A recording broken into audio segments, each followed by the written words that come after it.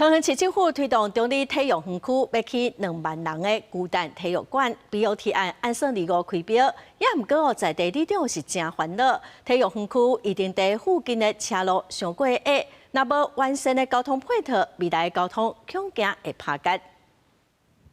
桃園市中壢體育園區按算要起會當容納2萬人的巨蛋體育館 ，BOT 案按算在2月開標。地方是真歡喜看到建設的發展，不過因為邊仔的道路有限，嘛互地方對未來若線場交通的問題感覺煩惱。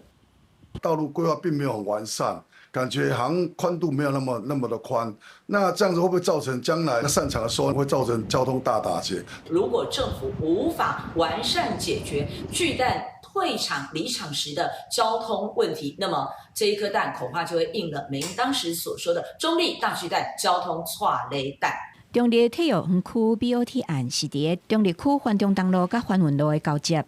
基地面積大約9公頃。除了巨蛋體育館，嘛規劃一間購物中心，市府按算會當為民間帶來400億的資金，甲這搭打造做南桃園的中心。針對地方交通配套的顧慮，交通局表示，人調的速度以公共運輸為主，透過管制甲車輛的接送來減少衝擊。未來人流疏導以大眾運輸為導向，捷運為主，公車為輔。然後活動期間也會請捷運公司加開班次，然後交通局會配合檢討活動的交通維持計劃。覺得這家公車有用嗎？這樣是多少都有點改善了。將來這個部分的話，是不是說要把各方面的動線要標示非常清楚，不然將來真的會造成一個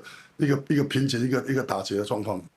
交通局表示，體育園區初步規劃設10個到13個公車停靠月台，會檢討規劃公車的路線，提醒民眾坐公車的利便。嘛規劃停車格汽車4000位，歐多拜4700位，按算採用停車預約制加單一計小收費的管理方式，避免車輛佇園區周邊一直駛找無位，甲偷放線場的時間。記者綜合報道。